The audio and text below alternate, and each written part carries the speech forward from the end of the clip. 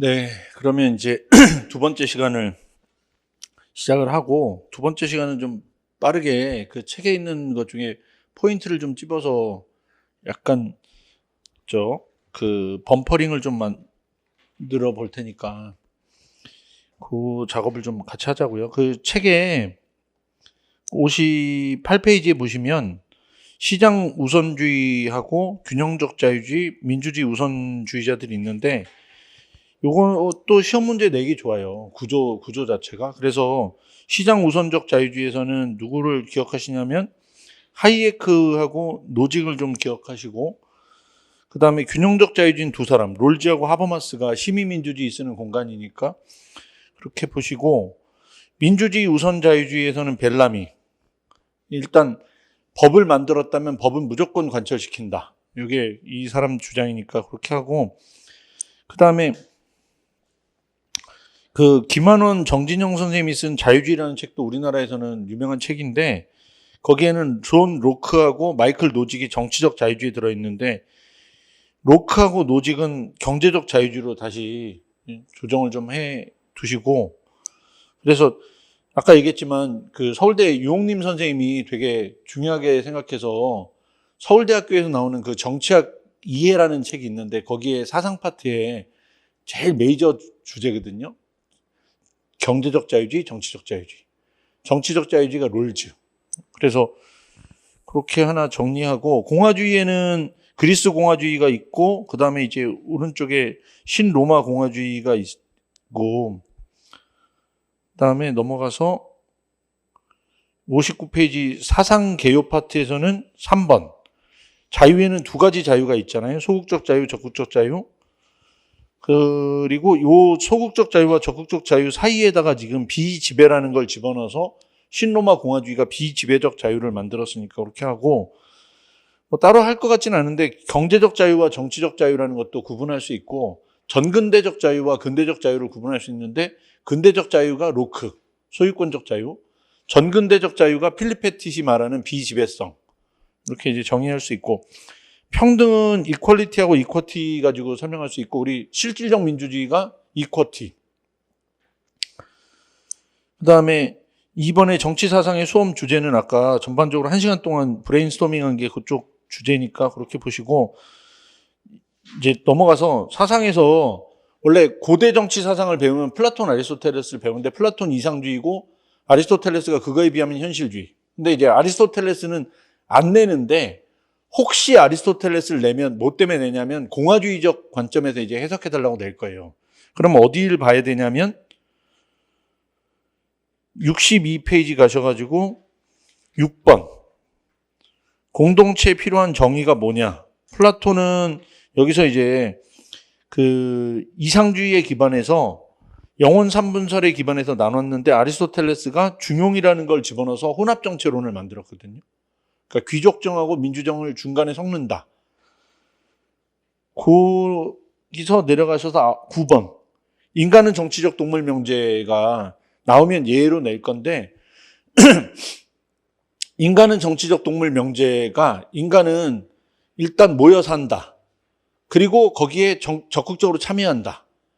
그래서 뭘 추구하냐? 텔로스라고 하는 인간의 행복을 추구한다. 이게 이제 인간의 정치적 동물 명제인데, 혹시 우리 수업 때, 삼순환 수업 중에 우리가 그 입법고시에 그 마키아벨리 나온 것 때문에 제가 논문 2개를 들여다봤는데, 그거 논문 보실 때 그 거기서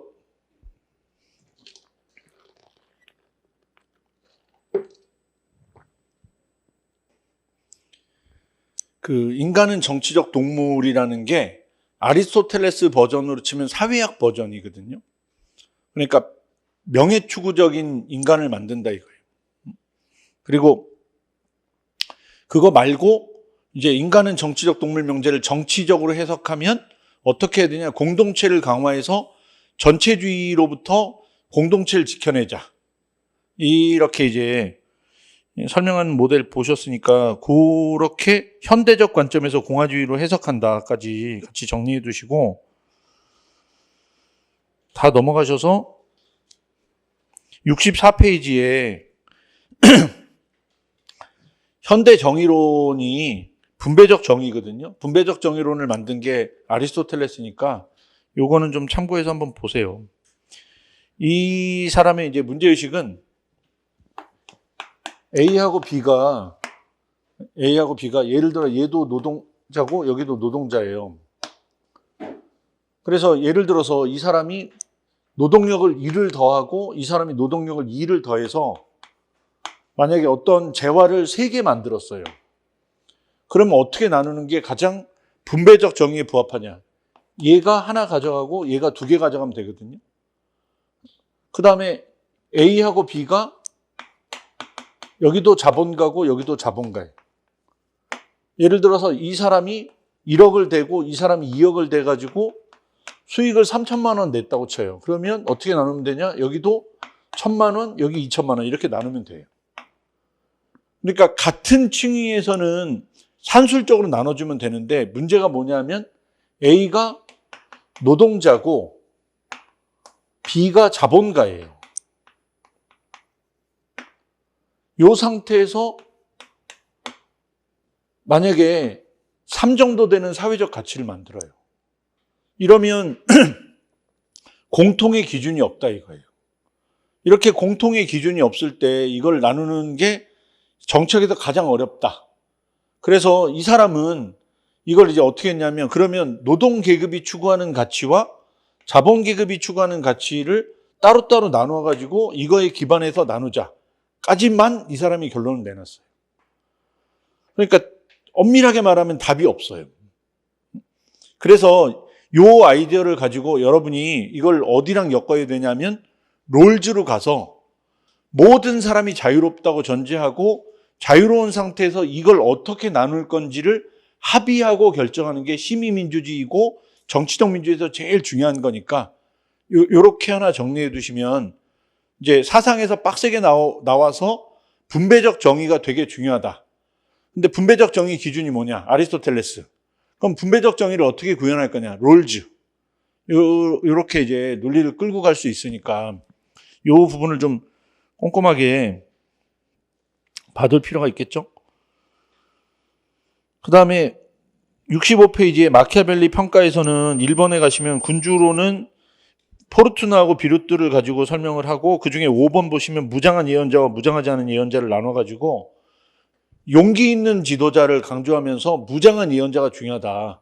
이게 이 사람 설명인데 올해 입법고시 문제에 그 출제한 분 있잖아요.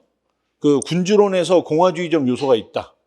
요거를 그 출제한 분은 어떻게 해석했냐면 무장한 예언자를 실제로 무장한 게 아니라 시민적 지지를 받는다 라고 해석을 했어요. 이 이야기가 이해되세요? 그러니까 공화국에서 군주의 덕목은 용기다가 전통적 시각이에요. 근데 올해 출제한 입법고시 문제의 취지는 뭐냐면 공화국에서 군주는 시민적 지지를 받는다. 그게 이 사람을 무장시킨 거다. 따라서 군주하고 공화국이 절대로 분리되는 건 아니고 공존할 수 있다. 이렇게 만들어버렸어요. 그러니까 전통적 해석은 절대 아니에요. 전통적 해석은 용기 있는 지도자를 만든다. 그래서 어떻게 하냐? 용기 있는 지도자가 이탈리아를 통일시켜야 된다. 이게 군주론의 핵심. 됐죠? 그러니까 일반론을 기억해야지 약간 이렇게 그 사이드로 이렇게 빠져있는 이론을 기억할 건 아니니까 군주가 용기 있어야 통일시킨다, 이탈리아. 이게 군주론의 제일 핵심. 그 다음에 이제 다음으로 넘어가셔서 66페이지 가시면 로마서 논거가 시민적 덕성이 중요하다. 그 중에 이제 동그라미 2번 키케로의 공화주의를 계승했고 시민성이 중요하고 시민성을 현대로 와서 설명한 사람의 필립 페티시 비지배성을 강조했는데 이거는 공화주의 쪽에서는 최고의 자원이에요. 어쨌든 비판을 받지만 그래서 소극적 자유와 적극적 자유 사이에 들어와서 어떻게 해요? 중간 지점을 만들게 해준다. 이렇게 정리하시면 되겠죠? 그 다음에 홉스에서는 4번 국가를 왜 만드느냐? 안전을 보장하는데 국가가 필요하다. 그 다음에 4번에 보면 생존을 보장하기 위해서 만들고 로크는 자유를 보장하기 위해서 만든다. 그러니까 안전 보장해주는 국가랑 로크의 이제 소유권 보호해주는 국가인데 시험 문제 내면 로크 때문에 낼 거거든요. 우리가 지금 안전을 보장하는 국가가 필요한 게 아니고 소유권 보장하는 국가가 되게 중요하니까 이 부분을 낼 건데 낼 때 누구랑 대비할 거냐면 홉스랑 대비할 확률이 제일 높으니까 그런 차원에서 이제 하나 준비해 두시고, 그 다음에 홉스는 국가하고 간접 계약을 한단 말이에요. 이제 반면에 이제 로크는 직접 계약을 하니까, 그러니까 이렇게 해서 사회 계약을 먼저 하고 홉스, 그런 다음에 자기들이 무장을 이제 자기가 사용할 수 있는 자연권을 중앙정부에 위탁하자 하고 얘를 끌어들여요. 그러니까 사회계약이 두 단계로 이루어져요. 사람들끼리 먼저 계약을 하고 그 상태에서 국가를 끌어들여서 자, 우리가 폭력 사용 안 할 테니까 네가 폭력 사용하는 애가 있으면 걔를 처벌해줘. 그러니까 얘네끼리 계약했는데 이 계약을 집행할 수 있게끔 이걸 이제 관찰하고 거기서 이제 처벌하는 행위자지 얘하고 직접 계약한 적이 없어요. 그러니까 저항권이 없어요. 이 완전 구란데, 진짜 완전 구란데, 홉스에 뭘 생각하시면 되냐면 너무 강력한 국가를 만들고 싶기 때문에 그 강력한 국가를 만들기 위해서 인민끼리 계약한다. 그리고 국가에게 권력을 위임한다. 위임받았으니까 저항권은 없다. 왜? 다시 내전으로 가면 안 된다. 요것 때문에 이제 이렇게 만들었고, 로크는 사회 계약을 하면서 이 계약을 누구한테 위임하냐? 얘가 우리의 주권을 실제 대리하는 행위자야 하고 의회 의원한테 주권을 위임해요. 근데 그 의회 의원이, 여기 의원이 정부를 제대로 통할하지 못한다 혹은 견제를 못한다. 그러면 요 상황에서는 더 이상 우리의 계약은 무의미하다. 그러면 계약 파기. 그래서 저항권이라는 게 있는 거니까 두 가지만 정확하게 기억하시면 되는데, 하나는 자유를 보호하기 위한 국가, 하나는 안전을 보호하기 위한 국가. 안전 보호하기 위해서 저항권은 간접적으로밖에 인정이 되지 않는다. 자유를 보호하기 위해서 저항권은 적극적으로 인정된다. 이렇게 두 가지로 나눠서 기억하시면 되겠죠. 그 다음에 혹시 써야 되면 쓸 수도 있다고 생각하고, 로크의 자연 상태, 불편한 상태, 인간, 제한적으로 합리적 인간. 자연 권리가 있고 그게 소유권. 자연법 뭐 하지 말라. 그래서 만들어지는 국가가 이렇게 되면서 이제 국가가 만들어지고 국가를 제한해야 되니까 이권 분립론이 만들어지고, 이권 분립으로 불안하니까 저항권 만들고. 그러니까 요 네 단계의 논리를 다 끌고 가서 설명할 수 있어야 되니까 자연 상태, 인간, 자연권, 자연법. 그 다음에 이권 분립, 제한된 정부, 그리고도 모자라면 저항권. 요 7개가 여러분한테 다 필요한 도구들이니까 이것들이 다 살아나서 쓸 수 있게 만들어야 돼요.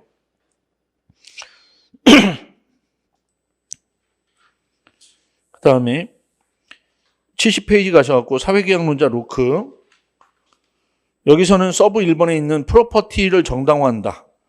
두 번째는 중앙정부를 견제할 방법을 만든다. 그래서 권력분립론을 만든다. 그리고 저항권을 인정한다. 그 다음에 로크한테는 진보적 특성하고 보수적 특성 두 가지가 있는데 이건 써보셨죠? 그래서 쓰게 되면 제일 중요한 건 1번 인간, 자연상태, 자연권, 자연법. 요 네 가지.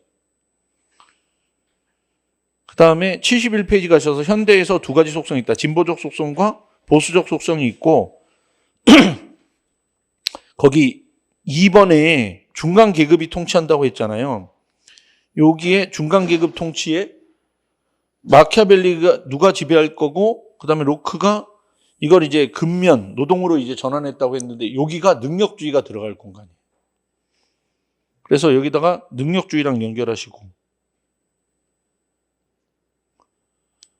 그리고 능력주의 이제 논쟁에 이제 공화주의자들이 이것도 신분제다 라고 비판한 부분하고 연결해서 기억해 두시면 되겠죠. 그 다음에 루소에서는 인민주권론을 만들고 인민에게 권력을 부여한다. 일반 의지가 중요하다. 그래서 3번 국가는 곧 일반 의지가 되고 일반 의지는 누구냐? 인민이 된다. 그래서 지금은 이게 너무 아무렇지 않지만 1750년대를 한번 상상해 보세요. 1750년대에 못 배우고, 그래서 아무런 합리성을 갖고 사회가 어떻게 돌아가는지 모르는 사람들을 사회의 주력에다 내세운다는 게 얼마나 이게 혁명적인 논리인지를 생각해 보시면 되는데, 대신에 이 사람들이 합리적으로 판단할 만한 근거가 없으니까 이걸 어떻게 묶은 거예요? 한 사람 한 사람이 합리적일 수는 없다. 근데 전체는 합리적일 수 있다. 그게 일반 의지. 근데 그 일반 의지가 어떤 건지를 알아내려면 뭐가 필요하냐? 입법자가 필요하다. 그래서 실질적으로 이제 입법하는 사람이 있어야 되는데 그 입법자가 이제 독재자가 될 가능성이 엄청 높은 거죠. 그래서 실제로도 이제 그 1930년대 바이마르 공화국에서 일반 의지를 구현해 주겠다. 일반 독일 사람들은 이 베르사유 체제에 대해서 엄청난 불만을 갖고 있다. 그러니까 이걸 내가 법을 통해서 구현한다 하고 히틀러가 등장해서 일반 의지를 입법 차원에서 이제 구현시켜 버렸는데, 혹시 모르니까 그 정도만 기억해 두시면 되겠죠. 입법자, 독재자, 일반 의지를 해석한다. 그리고 우리가 배웠던 것 중에 적극적 자유, 그 다음에 실질적 평등을 떠올려 보세요. 그러면 누군가가 적극적으로 자유를 만들어 주는데 뭐가 사회 구조에서 문제인지를 결정해요. 누군가가. 걔가 입법자. 그 다음에 뭐가 불평등한지를 정하고 그 기준에 따라서 사회적 부의 분배를 다시 이제 재구성해요. 그것도 입법자. 그러니까 적극적 자유나 실질적 평등이나 전부 다 이런 이제 입법자를 필요로 한다는 점에서, 그래서 이제 이사야 벌린이라는 사람이 소극적 자유하고 그다음에 절차적 평등이 중요하다. 왜냐? 잘못하면 독재로 간다. 요거까지 같이 정리하시면 되겠죠. 그래서 입법자 부분을 좀 보시고, 임마누엘 칸트는 이성에 기반한 부분이 중요하니까 1번에 동그라미 1번, 이성에 따른다. 이성에 따르는 게 자율이다. 그래서 이거 언제 배우셨냐면 적극적 자유론 만들 때 제가 한번 설명해 드렸죠. 적극적 자유가 자기 지배. 그 자기 지배를 관념적으로 만들어준 사람이 임마누엘 칸트. 이 자기 지배, 그러니까 자기가 자기 스스로를 지배한다고 하는데 이 자기가 자기 스스로를 지배하게끔 만들어주는 사회 구조를 사회 구조적 모순을 수정하게 만들어준 게 토마스 힐 그린. 그러니까 관념에서 뭘로 바꿨냐? 사회 구조로 전환하는 게 토마스 힐 그린. 그래서 이 부분을 좀 잘 기억하시고, 그 다음에 국제정치에서는 75페이지 가시면 세 가지 확정 조항이 있다. 공화국 헌법이 있고, 그 다음에 국제법이 있고, 그 다음에 자유교역에 기반한 세계 시민법이 있다. 여기는 제가 잠깐만 개입해가지고 삼각평화론이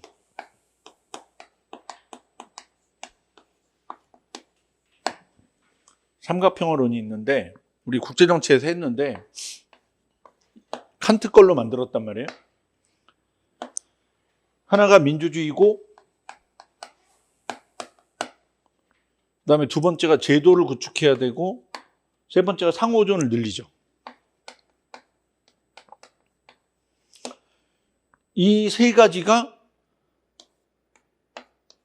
모두 다 있어야만 평화를 만든다. 이게 강한 삼각평화론. 그러니까 A 플러스 B 플러스 C가 only 요 경우에만 평화가 창출된다. 이게 강한 삼각평화론.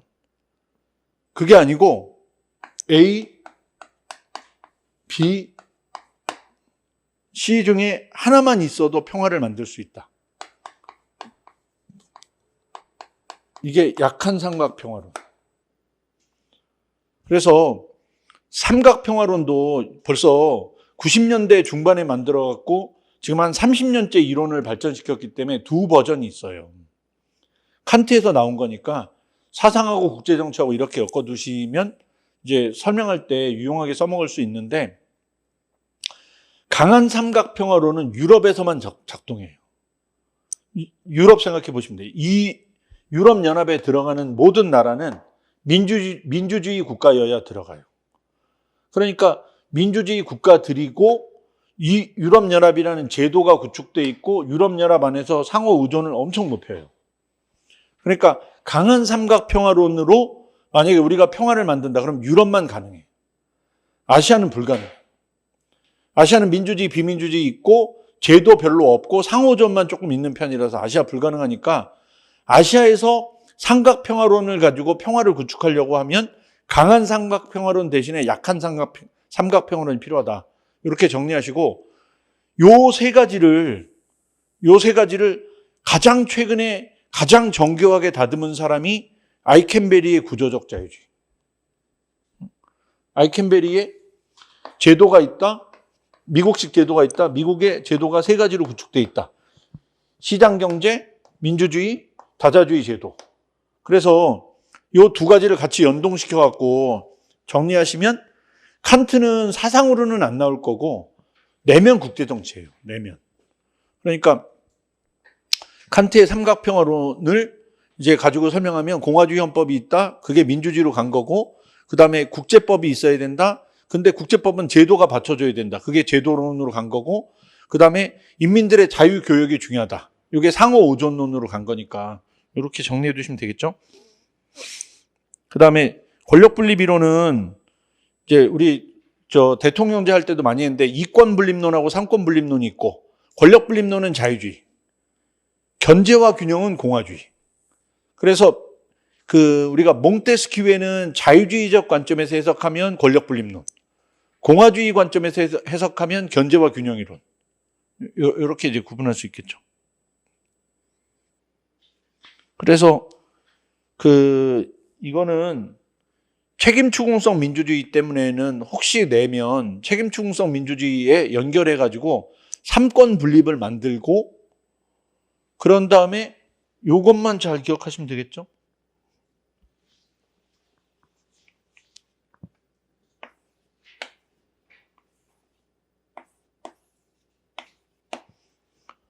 여기가 하원이고 여기 상원이고 여기가 연방 대법원이고 여기가 대통령. 그래서 이렇게를 어떻게 해요? 의회를 뽑고 여기를 따로 뽑고 유권자가 이원적 정당성에 기반해서 두 개를 뽑고 여기를 뽑지 않고 이렇게 해서 사법부가 분리되어 있는 상태에서 자유의 최종 보루 역할을 하게 만들고 얘네 둘을 견제시키고 그래서 우리 비교 정치하는 내내 한 게 뭐예요? 수평적 책임 추궁성을 강화하는 장치를 만든다. 의회를 강화한다. 의회를 강화하려고 어떻게 하냐? 원내 정당화를 해서 정당 기율을 낮춘다. 여기가 수평적 책임 추궁성. 이권분립론은 처음에 만들 때는 의회를 통해서 행정부를 견제한다. 근데 어떻게 됐어요? 행정부에 있는 내각을 의회가 장악하면서 이게 권력 융합형이 되어 있기 때문에 수평적으로 권력을 책임 추궁하는 방법이 없어요. 그러니까 만약에 여러분한테 누가 시험 문제를 만들면서 수직적 책임 추궁성하고 수평적 책임 추궁성이 있는데 뭐가 더 중요하냐? 당연히 수평적 책임 추궁성이 당연히 더 중요해요.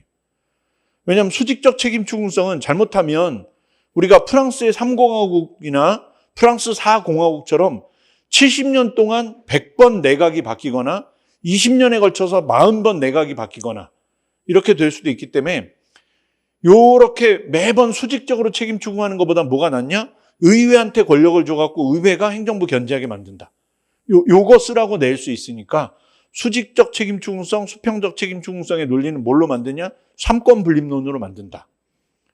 이렇게 정리해 두시고.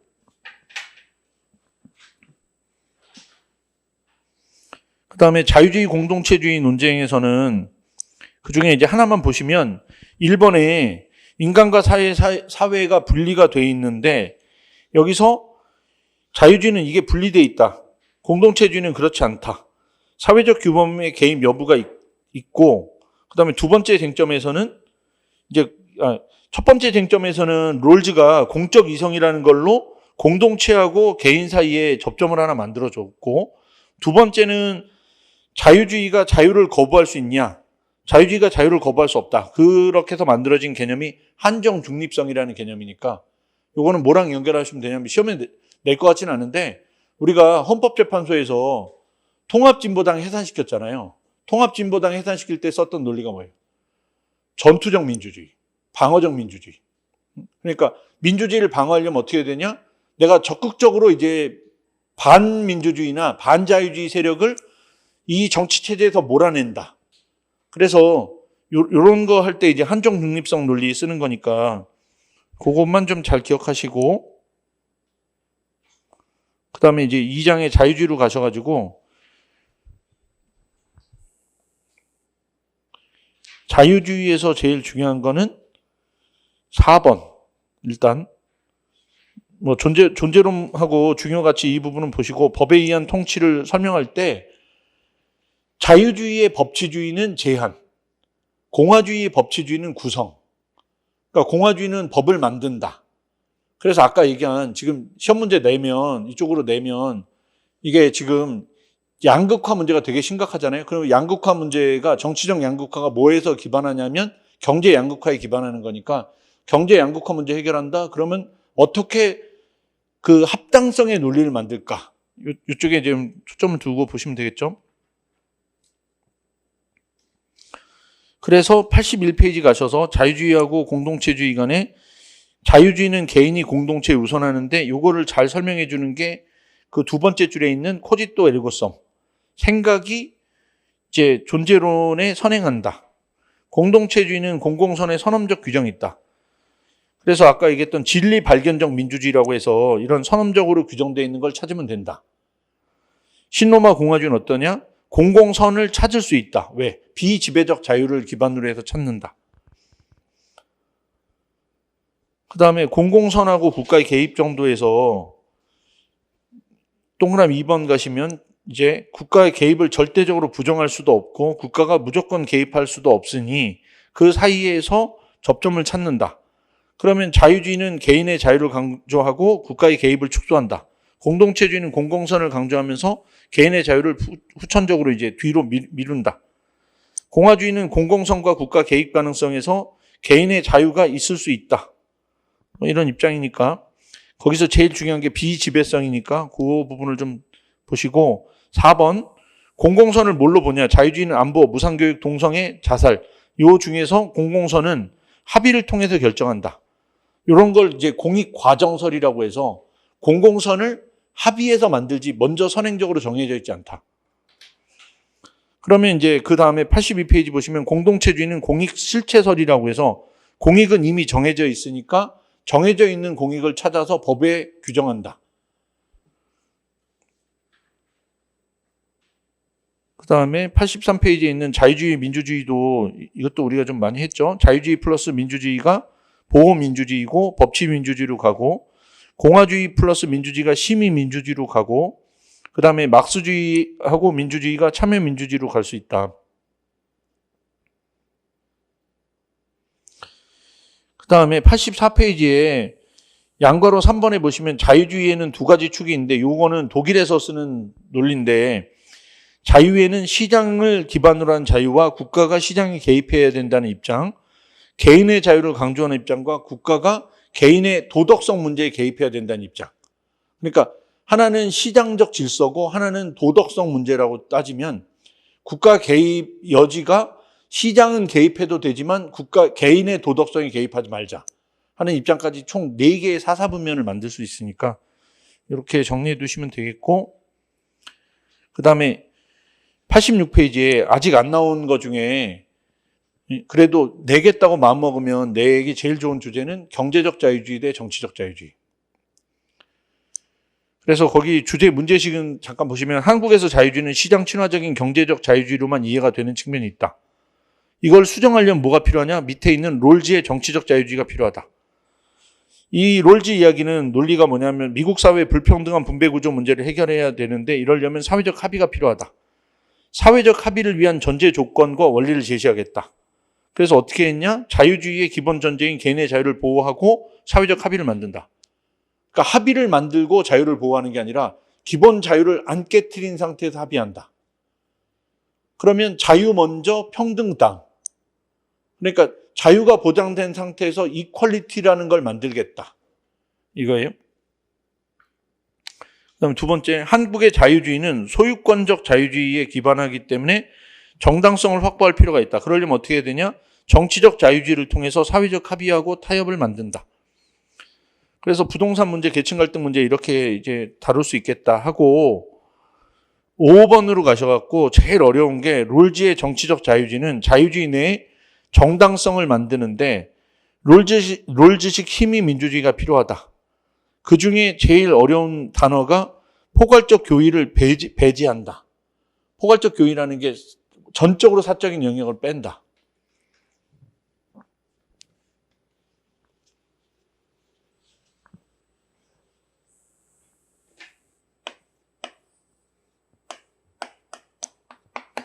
한 사람이 다루는 일 중에 요만큼이 공적인 문제고 요만큼이 사적인 문제예요. 예를 들면 내가 어떤 종교단체에 가입할 건지가 사적인 문제고 교육제도를 어떻게 운영할 건지가 공적인 문제란 말이에요. 그러면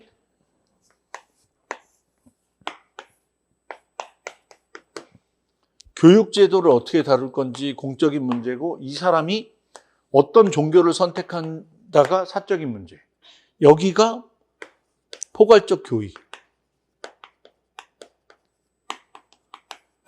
그러면 이 상태에서 얘를 빼고 이 공간만 세 그룹을 맞춰요. 이게 만약에 한 사회가 A 계급이 있고 B 계급이 있고 C 계급이 있거나 한 사회가 A 계층, B 계층, C 계층이 있다고 쳐요. 그러면 계층이 다르거나 계급이 다른데도 불구하고 어쨌든 공적으로 토의할 수 있는 공간을 만들어요. 그래서 이거를 겹치게 하면 어떻게 될 거냐면 대략 이렇게 빠지고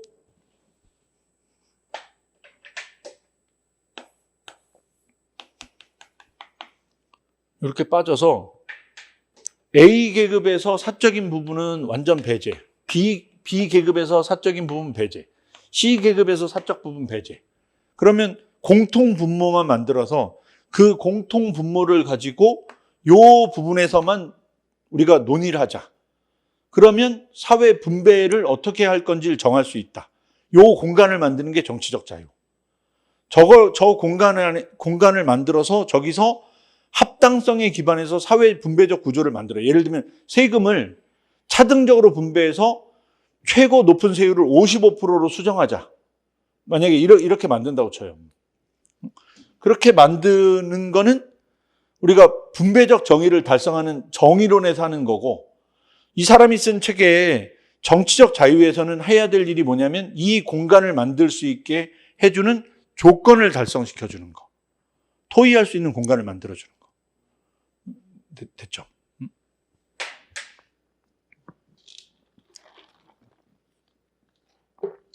삼성전자에서 우리 수업 때도 한 번 했는데 삼성전자에서 성과금 나누는 것 때문에 말이 많잖아요.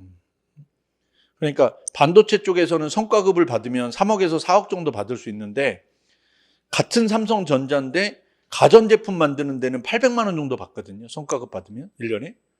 그러면 같은 노동자인데 한쪽은 3, 4억을 받고 1년에 한쪽은 800만 원 받으면 이게 무슨 같은 노동자냐 뭐 이런 거 갖고 막 말이 많잖아요. 이런 거에 이해관계가 있는 사람들을 모아서 이걸 어떻게 나눌 거냐. 거기다가 이게 한 3, 4억 정도 되면 우리가 그냥 다 그걸 성과급으로 받으면 되게 좋을 것 같지만 그중에 차등적 구간이 있어서 3억 넘어가면 세금이 45%예요. 근데 지방세가 거기에 10% 붙으면 49.5%가 되고 거기에 3억 넘어가면 그거에 연금 포함되고 7%, 그다음에 보험 한 7% 포함되면 한 54% 정도에서 60% 가까이 되거든요. 3억에서. 그러니까 실질적으로 3억 받으면 거기에 받을 수 있는 액수가 딱 정해져 있어요. 차등적으로 나누면. 제가 왜 이 이야기 하냐면 요걸 성과급을 나눌 때 그거는 이제 그냥 노동소득으로 이걸 정의할 건지 아니면 특별한 거니까 요거에 대한 세율을 다르게 매길 건지 이런 것들을 합의해서 정해야 되는데 그런 걸 합의할 수 있는 공간을 만들자가 롤즈의 정치적 자유주의. 그 합의 공간에서 어떻게든 하여간 제일 힘든 사람들한테까지 골고루 나눠주자가 정의론에서 다루는 정의. 그래서 이게 이제 약간 겹쳐 있잖아요. 롤즈 얘기가. 그래서 이쪽으로 혹시 정치적 자유주의로 내면 공간을 만든다. 공적 공간을 만든다. 이게 제일 중요하니까 이 부분을 열심히 정리해서 쓰셔야 되고, 87페이지 보시면 하버마스 얘기를 가지고 가면 이제 합리적 규범이 공적 공간인데 저쪽 공적 공간에서 어떻게 하냐? 법안을 만들고 그 다음에 사적 공간에서 이 사람들이 이제 자율성을 확보한 상태에서 이제 의사소통을 통해서 다시 공적 공간으로 법안을 만들어 달라고 요구하고 뭐 이런 일련의 과정을 거치겠다 이거예요. 그 다음에 88페이지 자유지상주의는 앞에 봤던 표에 세부적인 사람들을 좀 정리하는 건데 89페이지에 여러분이 꼭 정리할 사람이 1번 노직. 정당하게 획득했다면 정당하게 이전할 수 있다. 그래서 동그라미 2번. 이게 제일 중요하니까 요 부분을 좀 꼼꼼하게 체크해 두시고, 자격이론에서 자격이 중요한데 두 가지 중요한 기준이 있다. 정당한 획득과 정당한 이전. 그 다음에 하이에크로 가시면 제일 키워드는 인위적 조직과 자연 발생적 조직으로 나눠서 시장은 자연 발생적이다. 그리고 시장이 더 우월하다. 국가는 인위적이다. 그러니까 만든 지 얼마 안 됐다. 그래서 국가가 실패할 확률이 많다. 이렇게 정리하시고, 그래서 90페이지 가시면 동그라미 4번의 시장하고 동그라미 8번의 시장의 불평등성과 국가의 불평등성 논리를 기억하시면 되겠고, 뷰캐넌 털럭은 수능 비용하고 거래 비용 정리하실 수 있으면 되니까 그렇게 하고, 91페이지 가셔서 균형적 자유주의의 롤즈에서 동그라미 2번 재분배의 정치에 합의가 필요한데 첫 번째는 교정의 원칙을 쓴다. 그래서 사회 자원을 현명한 자들보단 덜 현명한 자들에게 더 많이 사용할 필요가 있다. 두 번째는 차등적 원칙이 필요하다. 그러려면 가장 열악한 위치에 있는 자들에게 혜택이 돌아가게 만든다. 공정한 기회를 배분한다. 그래서 이런 걸 하려면 제1원칙이 자유전제, 제2 원칙이 분배적 정의를 달성한다. 자유 다음 평등, 이렇게 기억하시면 돼요. 자유 있고 평등이 있는 거지 평등이 있어서 자유가 있는 건 아니다. 그래서 거기에 민주사회에서 정의는 어떠냐?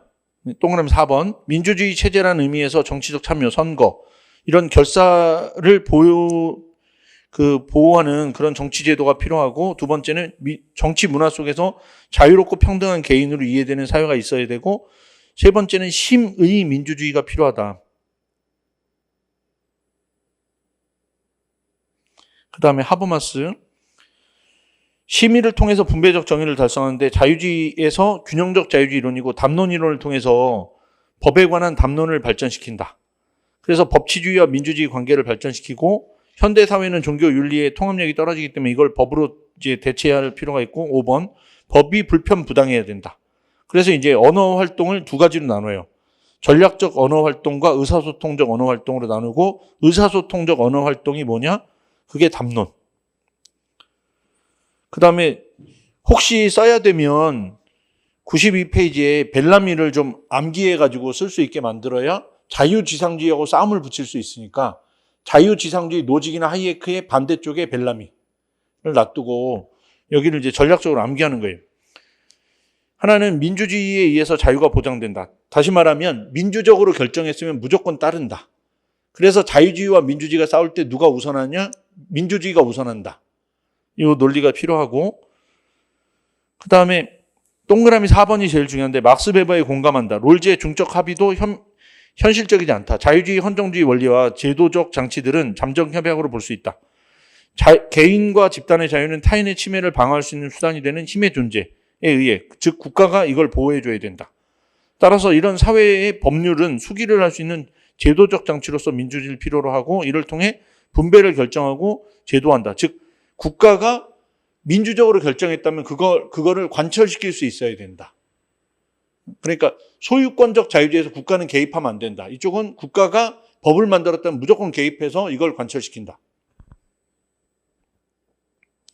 그래서 요 파트는 시험 보기 전에 전략적으로 딱 세 그룹을 이제 정리하시면 되는데, 노직, 하이에크가 한쪽이고 자유지상주의, 이쪽에 벨라미가 한 그룹이고 반대, 그리고 중간에 롤즈나 하버마스의 시민민주주의가 들어가게 만들어야 되니까, 롤즈는 특히 정치적 자유주의에서도 써야 되고, 그 다음에 분배적 정의 원칙에서도 써야 되고 하니까 롤즈를 좀 집중적으로 공부하고 가셔야 돼요. 그래서 93페이지 보시면 정치적 자유주의자 롤즈 해서 사회 계약을 하려면 어떻게 해야 되냐? 공적 이성이 있다.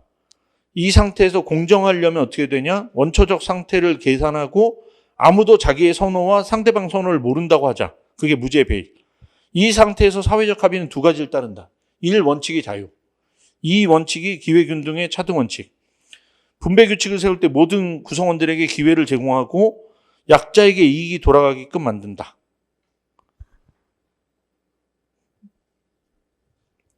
그 다음에 그 14페이지, 그 14번 주제로 가셔갖고 자유주의에서 다수결주의로 가서, 다수결주의하고 합의주의는 민주주의 때 많이 했죠. 귀속적 사회 균열에, 그 다음에 숫자가 몇 개인지, 그리고 오버래핑 돼 있냐 크로스커팅 돼 있냐에 따라서 다당제 여부가 결정된다. 이걸로 배우셨고, 15번도 많이 했는데 소극적 자유와 적극적 자유 많이 했고, 적극적 자유는 칸트에서 토마스 힐 그린으로. 그러니까 관념적으로 내가 나를 통치한다 해서 어떻게 바꿨어요? 사회 구조의 부조리를 제거해서 자기가 자기를 지배하게 만든다. 그래서 여기 96페이지에 동그라미 3번이 토마스 힐 그린인데, 요 앞쪽에다가 칸트의 자율 원칙이라고 적어두시고, 자율 원칙이라는 게 셀프하게 룰한다는 건데, 이게 누구에 따라서 셀프 룰을 하냐? 이성에 따라서 셀프 룰을 한다. 그러니까 이성이 자기 주인이 되게 만든다. 이렇게 해서 정리하시면 되겠죠. 그 다음 넘어가셔서 평등은 두 가지, 이퀄리티하고 이쿼티. 그 다음에 그 밑에 표에서 비지배 자유하고 구분할 수 있어야 되니까 이렇게 나눠놓고, 그 다음에 99페이지 가시면 롤즈로, 만약에 롤즈만 가지고 쓴다고 치면 롤즈에서는 제일 중요한 게 공정해야 되는데, 공정한 건 어떻게 만드느냐? 오른쪽에 합당성이라는 네 번째 줄에 있는 합당성이 중요해요. 구성원들 모두가 타당하다고 받아들이는 걸 합당성이라고 하니까, 혹시 개념 정의에서 써야 되면 구성원들이 모두 다 타당하다고 받아들이는 원칙, 동의하는 거, 이렇게 정리하시고,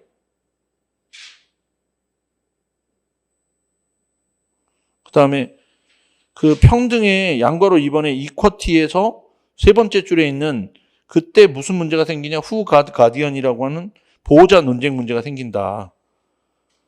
그 다음에 101페이지에 우리가 로지터 얘기하면서 제가 설명해 드렸는데, 소유적 보호주의가 있고, 소유적 보호주의가 로크,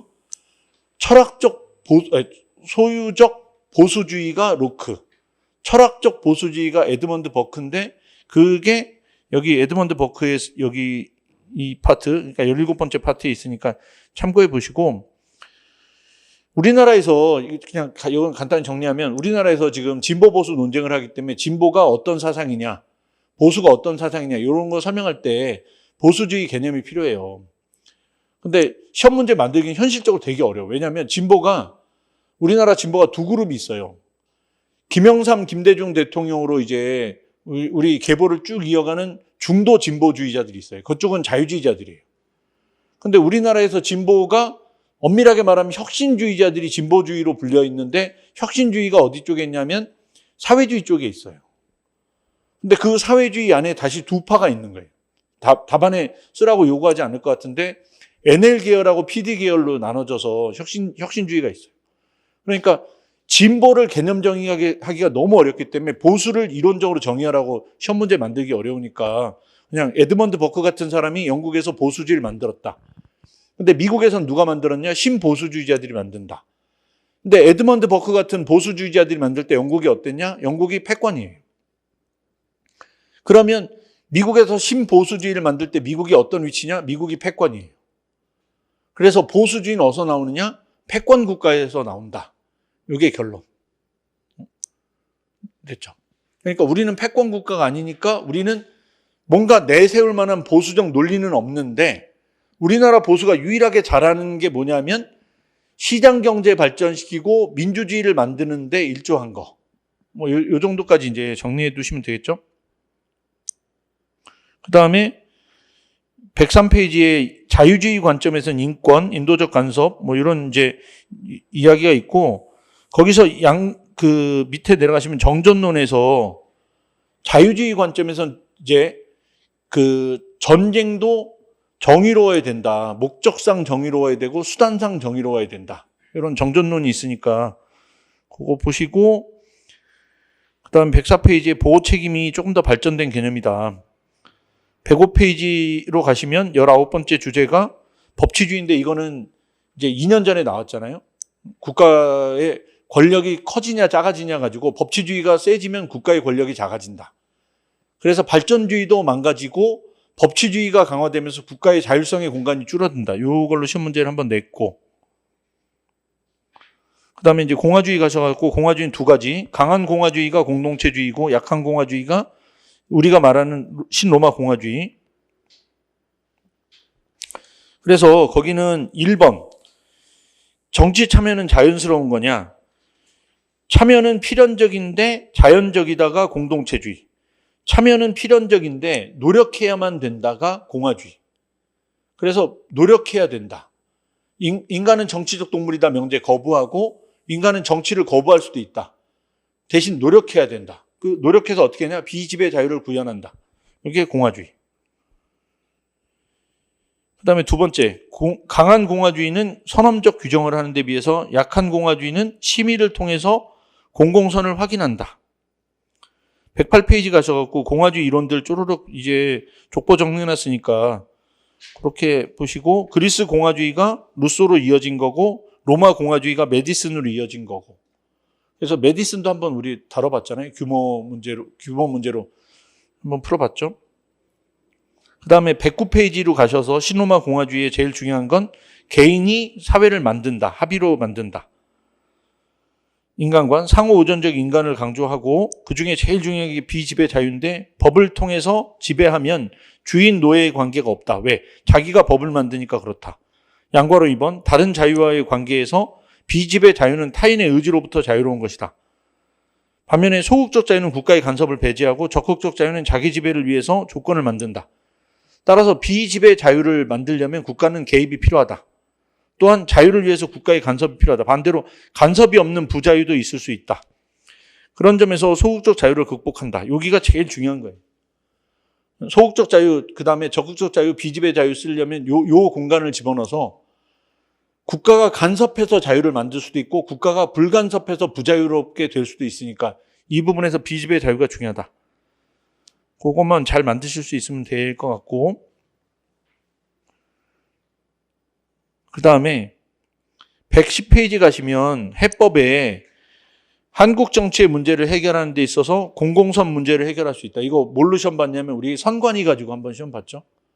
선관위가 무소불위의 권력을 휘두르면 그러면 자의적 통치가 된다. 자의적 통치를 막으려면 어떻게 되냐? 선관위 문제를 시민들이 합의해서 수정한다. 로 우리가 한 문제 풀어봤잖아요. 그다음에 경제 문제나 사회 문제에서도 이제 심의를 통해서 어떻게 해결할 건지를 정할 수 있다. 그다음 맨 마지막 110페이지 맨 마지막에 신로마 공화주의 비판은 소극적 자유 입장에서 보면 소극적 자유 안에도 비지배 요건들이 있을 수 있다. 롤즈하고 크게 차이가 나지 않는다는 이런 비판도 있으니까 참고해 보시고, 공동체주의는 어디를 보시냐면 1번에 제일 중요한 키워드가 무연고적 자아를 비판하면서 연고적 자아를 강조해요. 요걸로 시험 문제 푸는 것보다 뭐가 여러분들한테 더 현실적이냐면, 우리가 삼순환 모의고사 2회차 볼 때 합리적 선택하고 심리적 선택이라고 해서 정당 애착심 가지고 문제 풀었거든요. 그게 사회학 모델이고 이쪽이 경제학 모델. 이게 훨씬 더 여러분한테 낼 확률이 많아요. 그러니까 공동체주의를 가지고 끝까지 가져가면 사회가 되게 중요하고 정치의 애착심이 되게 중요하다 이거예요. 그래서 이제 그 부모로부터 어떻게 정당에 대한 애착심을 물려받느냐가 현실에서 우리가 정당 선호 설명할 때 많이 쓰니까 그거 이제 정리하시고, 그다음에 113페이지에 공동체주의의 두 번째 박스에 우애를 강조하고 통합주의적 공동체관을 강조하더라. 그다음에 114페이지에 아리스토텔레스 목적론 부활시킨 게 맥킨타이어하고 샌델 얘기니까 그렇게 봐두시고, 115페이지 마이클 샌델의 공동체주의 이렇게 해놨는데, 뭐 샌델 가지고 쓰라고 내진 않을 거고 내면 공동체주의라고 낼 거예요. 왜냐하면 어떤 특정 이론가로 지칭해서 내진 않을 거니까 이제 잘 혹시 읽어뒀다가 맥킨타이어 가지고 좀 서술하면 괜찮겠다 싶으면 그 부분만 좀 언급하시면 되고, 거기보다는 더 현실적인 게 한나 아렌트 기억하는 거. 독재는 문제다. 사사화가 문제다. 그래서 사사화를 극복한다. 그럼 어떻게 해야 되냐? 사회화를 한다. 사회화를 하려면 어떻게 해야 되냐? 대화한다. 대화를 통해서 정치성을 찾는다. 제일 중요한 키워드는 116페이지 아리스토텔레스를 복원한다. 여기가 중요한데, 인간은 정치적 동물 명제를 복원해서 정치성을 회복한다. 따라서 노동이나 작업이 아니라 액션, 공동체를 위한 활동을 한다. 근데 요거는 이렇게 들으면 너무 추상적이니까 어떻게 생각하시냐면, 사회를 망가뜨리려는 전체주의든 권위주의 세력이든 이런 세력이 등장할 때 혼자서는 그 사람을 못 막는다. 그럼 어떻게 해야 되냐? 시민들의 유대감을 갖고 시민 공동체를 만들어서 이걸 막는다. 그래서 아까 아리스토텔레스의 인간은 정치적 동물이다가 아리스토텔레스는 좋은 평판을 받는 사람을 되게 중요한 인간으로 봤어요. 시민의 덕성으로. 근데 한나 아렌트는 저항하는 사람을 되게 중요한 사람으로 보는 거예요. 시민으로. 그래서 이제 그냥 제일 그 강력하게 기억하는 방법은 2024년에 비상계엄이 생겼을 때 거기에 뛰어가서 비상계엄에 그 군인들 막아선 시민들, 그 사람들이 한나 아렌트가 그리는 가장 이상적인 시민들, 공동체를 파괴하는 자로부터 공동체를 지키려는 사람들. 이게 인간은 정치적 동물이다 명제의 정치화. 그러니까 너는 그 기부 많이 하니까 괜찮은 사람이야라고 평판받는 거 말고 공동체를 이 권위주의나 전체주의로부터 지켜내려고 하는 사람들이 되게 중요하다. 이렇게 정리하시면 인간은 정치적 동물 명제 아리스토텔레스 버전하고 인간은 정치적 동물 명제 한나 아렌트 버전하고 구분할 수 있어요.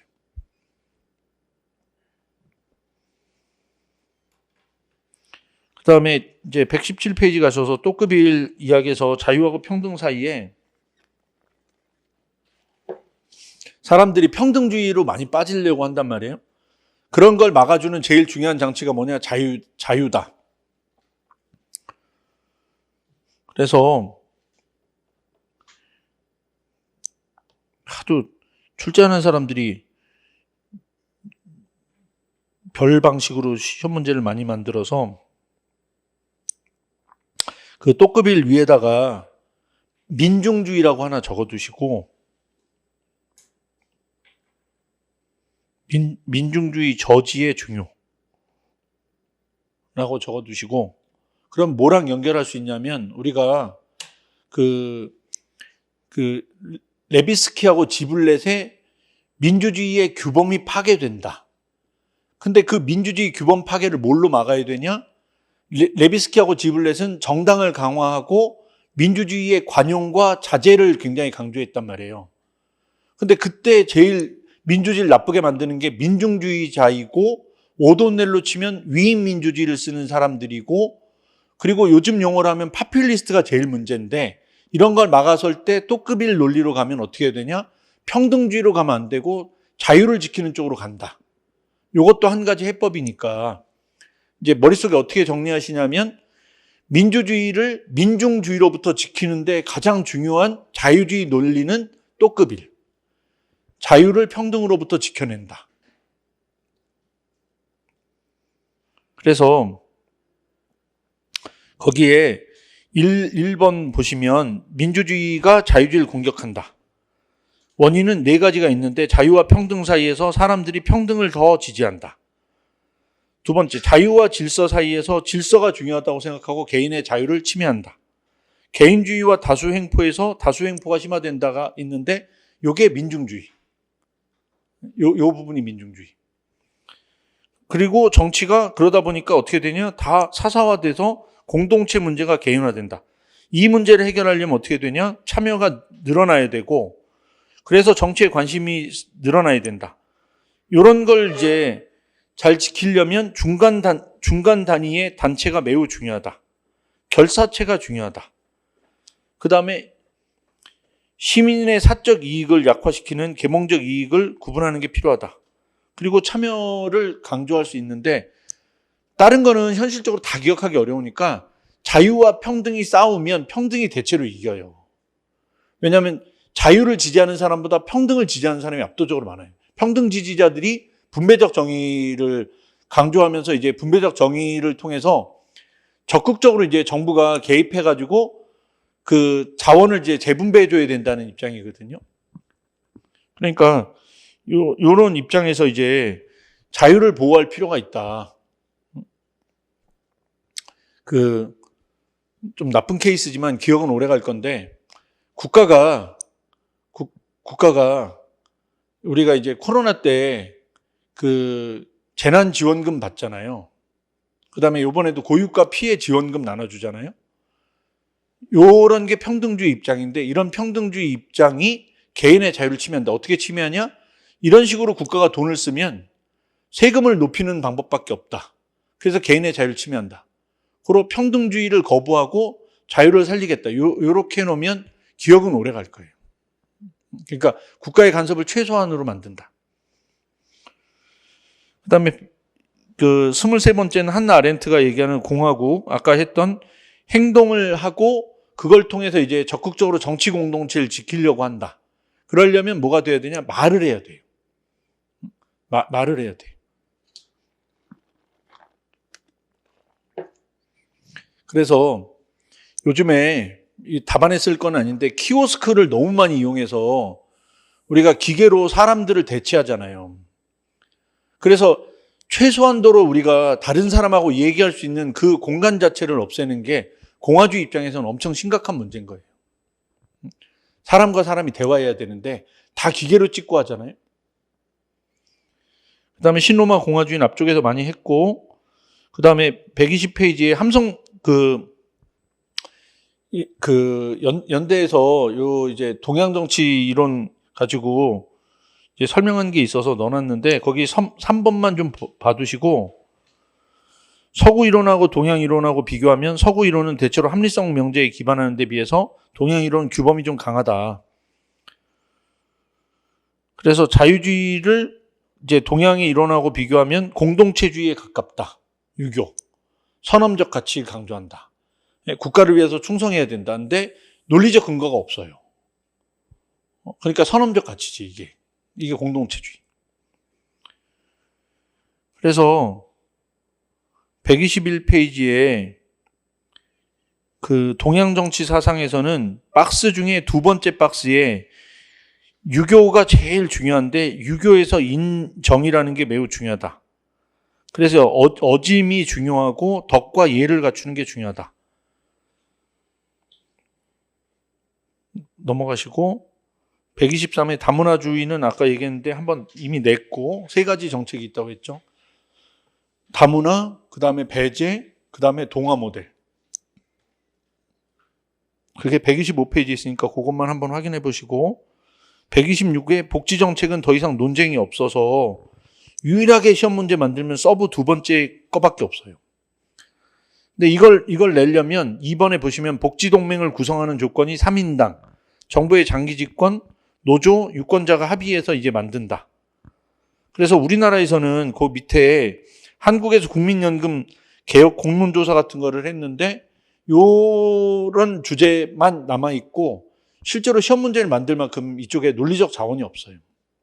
그러니까 이런 주제가 있다 정도 봐두시고, 127페이지 가셔서 이제 복지라는 거의 개념만 한번 보세요. 개념은 사회적 시민권의 하나로 전체 국민이 일정 수준의 이상의 삶의 질을 보장해 준다. 그래서 사회보장제도를 구축하고 그래서 이제 운영을 하는 건데 이거 다 기억 안 날 거라서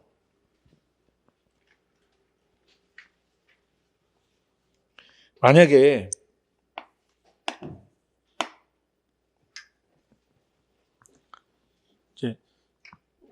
제가 노동자인데 어느 날 노동을 하다가 이제 안전장치가 미흡해가지고 사고가 나서 다쳤어요. 그래서 이제 더 이상 노동을 할 수가 없게 됐다고 쳐요. 다리를 좀 심하게 다쳐서 노동을 못해. 그러면 제가 노동자고 저의 가족들이 있다고 하면 저하고 저의 가족들은 이 운에 의해서 이 정치 공동체에서 살아갈 수 있는 방법이 없게 된 거잖아요. 그래서 복지라는 게 뭐냐면 이럴 수 있는 이 운을 통제해 주는 거. 이게 복지의 제일 핵심이에요. 그러니까 어떤 사람도 사고가 날 수 있고 어떤 사람도 다칠 수 있으니까 최소한도로 살 수 있는 조건을 만들어주는 거예요. 그러니까 뭐 낼 것 같진 않은데 혹시 복지 뭐 이런 거 가지고 글을 써야 되면 운을 통제하는 거. 이게 제일 중요한 거예요. 그래서 운을 통제하기 위해서 사회적 합의를 만들어야 돼요. 그때 그 사회적 합의 만든다고 하면 여러분이 떠올려야 될 도구가 두 개가 있는 거예요. 자유주의에서는 롤즈나 하버마스, 공화주의에서는 비지배 자유를 가져오려면 필립 패티시 있으니까 그러니까 여러분이 뭘 써야 되는데 심의를 통해서 합의해가지고 뭘 만들겠다. 그럼 롤즈 하버마스, 자유주의 아니면 필립 패티 됐죠. 그러니까 이게 최소한의 여러분들한테 안전장치예요. 시험장 갔는데 뜬금없이 복지 냈다. 그러면 운의 지배를 통제한다. 안전장치를 만든다. 근데 어느 수준으로 만드는지는 심의를 거친다.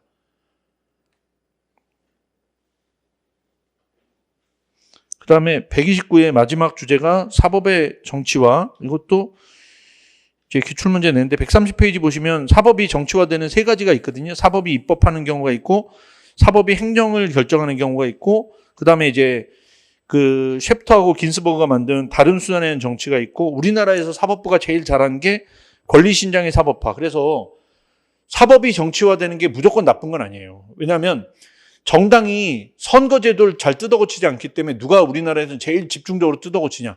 헌법재판소가 제일 집중적으로 뜯어고쳐주니까 그런 면에서 보면 헌법재판소의 정치적 기능이 있다. 그러니까 정치의 사법화 말고 그러니까 우리가 배웠던 정치인이 민주적 의사결정을 포기하고 사법으로 이제 적의 그 정적을 제거한다. 이게 정치의 사법화. 사법의 정치화는 사법부가 정치적 의제에 뛰어드는 거.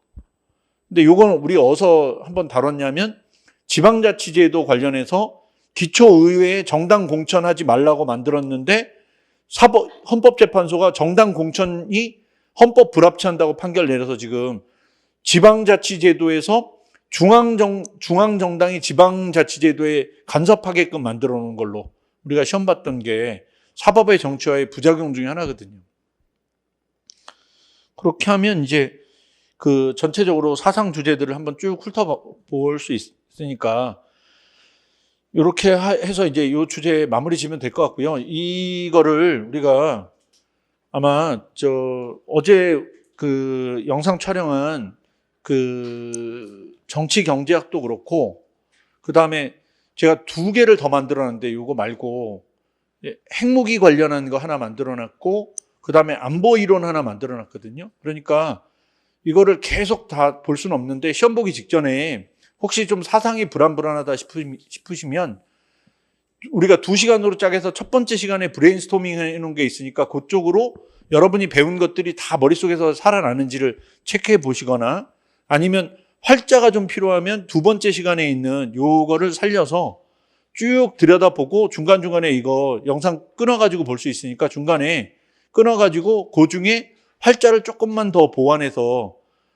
한두 번만 더 보시고 가면 아마 사상 문제가 좀 빡세게 나와도 기본적인 맥락을 놓치거나 뭐 이러지는 않을 거니까 그렇게 이제 활용하시면 좋을 것 같네요.